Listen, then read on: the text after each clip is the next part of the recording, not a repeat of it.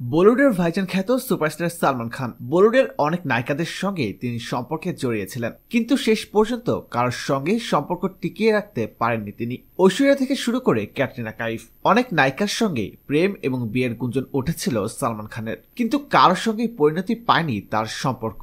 এমনকি বলিউডের নায়িকাদের বাইরে অনেক মডেল এবং মিডিয়ার বাইরের অনেকের সঙ্গে সম্পর্কে জড়িয়েছিলেন সালমান খান।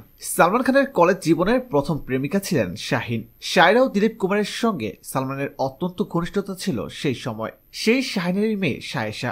সালমান তাই এই অভিনেত্রীকে নাকি ডেবিউ করাতে চেয়েছিলেন বলিউডে। 19 বছর বয়সেই শাহিনের সঙ্গে নাকি সালমানের ব্রেকআপ হয়ে যায়। তারপর শাহিন বিয়ে করেন সুমিতকে। সেই সুমিত আর শাহিনেরই মেয়ে শায়েশা।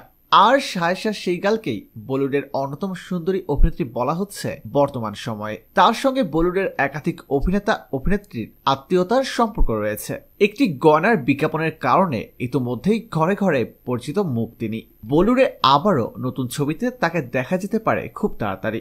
অজয় দেবগনের শিবায়ের ছবিতে অভিনয় করেছেন শায়েশা। মুম্বাইয়ের ইউকোলে মন্ডুলে স্কুল থেকে পড়াশোনা করেছেন তিনি। বলিউড সূত্রের খবর, সালমান অত্যন্ত খেয়াল রাখেন শায়েশা সেই গালের, এমনকি তাকে স্নেহ করেন।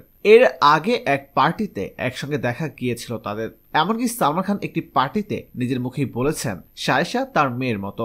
তো বন্ধুরা, সালমান খানের প্রেমিকার মেয়েকে আপনাদের কাছে কেমন লাগলো কমেন্ট করে জানিয়ে দিন।